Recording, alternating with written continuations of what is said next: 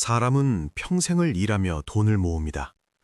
그리고 어느 순간부터는 버는 이야기보다 남기는 이야기를 더 많이 하게 됩니다. 자식에게 무엇을 남길 것인가? 현금이 좋을까? 아니면 집 한 채가 좋을까?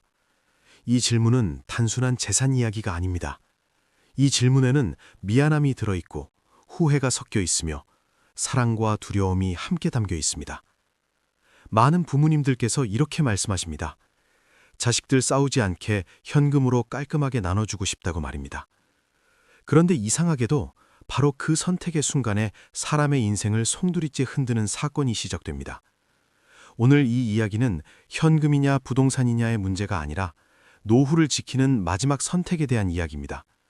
이 영상을 끝까지 보시지 않으면 왜 어떤 부모는 평온한 노후를 지키고 왜 어떤 부모는 전 재산을 잃고 눈물로 밤을 새우는지 그 차이를 알 수 없습니다. 마이크로 후킹, 실제로 사기를 당한 분들 대부분은 이렇게 시작하셨습니다.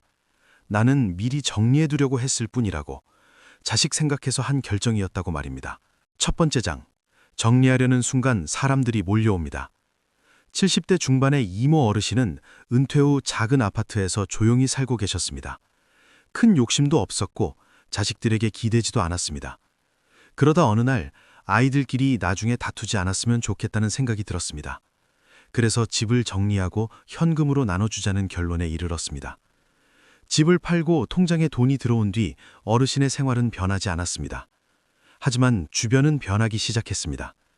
은행 직원이라는 사람의 전화, 노후 자산을 관리해주겠다는 제안, 세금 걱정을 덜어주겠다는 상담. 처음에는 거절하셨습니다. 하지만 상대는 어르신의 상황을 너무 잘 알고 있었습니다. 자녀가 몇 명인지, 연금은 얼마나 나오는지, 집을 언제 파셨는지까지 말입니다. 어르신은 점점 마음이 흔들렸습니다. 나보다 더 잘 아는 것 같다고 느끼셨기 때문입니다. 그리고 그 판단은 돌이킬 수 없는 결과로 이어졌습니다. 이 장면의 끝에서 왜 현금이 위험해지는지 다음 이야기를 보지 않으면 알 수 없습니다. 두 번째 장, 현금은 편리하지만 너무 빠릅니다. 현금의 가장 큰 장점은 간단함입니다. 바로 쓰고, 바로 나누고, 바로 움직일 수 있습니다.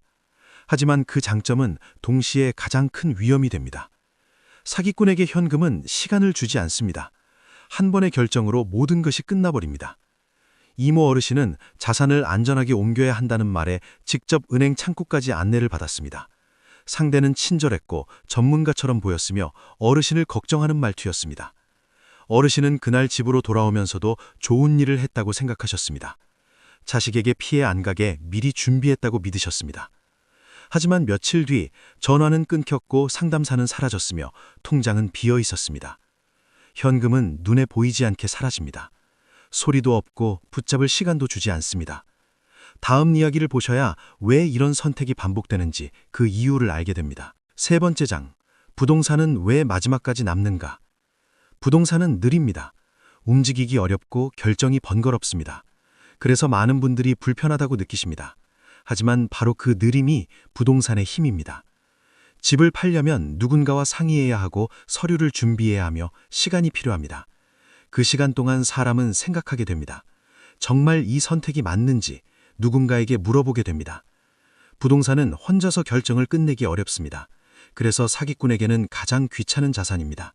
다만 이 부동산도 잘못 다루면 위험해집니다. 대신 처리해주겠다는 말, 서류는 어려우니 맡기라는 말, 지금 안 하면 손해라는 말. 이 말이 나오는 순간 위험은 시작됩니다. 다음 장에서는 부동산 사기가 어떻게 시작되는지 그 흐름을 정확히 짚어드립니다. 네 번째 장, 부동산 사기의 시작은 언제나 친절입니다. 60대 후반의 박모 어르신은 개발 예정지라는 말에 땅을 소개받았습니다. 서류는 복잡했지만 중개인은 매우 친절했습니다. 어르신을 아버지처럼 부르며 이건 자식에게 남길 최고의 선택이라고 말했습니다. 현장도 보여주었고 사진도 있었으며 다른 계약서도 보여주었습니다. 어르신은 믿었습니다. 왜냐하면 모든 것이 너무 그럴듯했기 때문입니다. 하지만 몇 달 뒤 그 땅은 개발과 아무 상관이 없다는 사실이 밝혀졌습니다. 서류는 모두 효력이 없었고 중개인은 사라졌습니다. 부동산은 남아있었지만 소유권은 어르신 것이 아니었습니다. 이 사건에서 중요한 점은 어르신이 혼자 결정했다는 사실입니다. 이제 다음 장에서 현금과 부동산을 나누는 가장 중요한 기준을 말씀드리겠습니다. 5번째 장, 선택의 기준은 형태가 아니라 과정입니다. 현금이냐 부동산이냐의 문제는 사실 중요하지 않습니다. 중요한 것은 누구와 상의했는가, 얼마나 시간을 두었는가, 얼마나 확인했는가입니다. 사기꾼은 항상 혼자 결정하게 만듭니다. 지금 아니면 안 된다고 말합니다. 반대로 안전한 선택은 늘 시간이 걸립니다. 사람을 거치고 의견이 갈리고 다시 생각하게 만듭니다. 그 과정이 귀찮을수록 그 선택은 안전합니다. 여기까지 보셨다면 이미 절반은 지키신 것입니다. 마지막으로 가장 중요한 예방법을 정리해드리겠습니다. 6번째 장, 재산을 지키는 5가지 원칙. 첫째, 돈 이야기는 반드시 가족과 함께 하셔야 합니다. 부끄러워하지 마십시오. 둘째, 급하게 결정하라는 말은 무조건 멈추셔야 합니다. 셋째, 대신 처리해준다는 말은 가장 위험한 신호입니다. 넷째, 이해되지 않는 서류에는 절대 서명하지 마십시오. 다섯째, 마음이 불편하다면 그 느낌을 믿으셔야 합니다. 인생을 오래 사신 분들의 직감은 대부분 맞습니다. 결말, 남기는 것은 돈이 아니라 마음입니다. 부모가 자식에게 남기고 싶은 것은 돈 그 자체가 아닙니다. 분쟁 없는 관계, 서로를 원망하지 않는 마음, 그리고 부모에 대한 존중입니다. 현금이든 부동산이든 그것을 지키는 과정이 바르다면 그 선택은 옳습니다. 오늘 이야기가 여러분의 노후와 가족의 평화를 지키는데 조금이나마 도움이 되었기를 바랍니다. 이 내용이 유익하셨다면 구독과 좋아요로 함께 해주시면 더 많은 어르신들께 이 이야기를 전할 수 있습니다. 끝까지 시청해 주셔서 진심으로 감사합니다.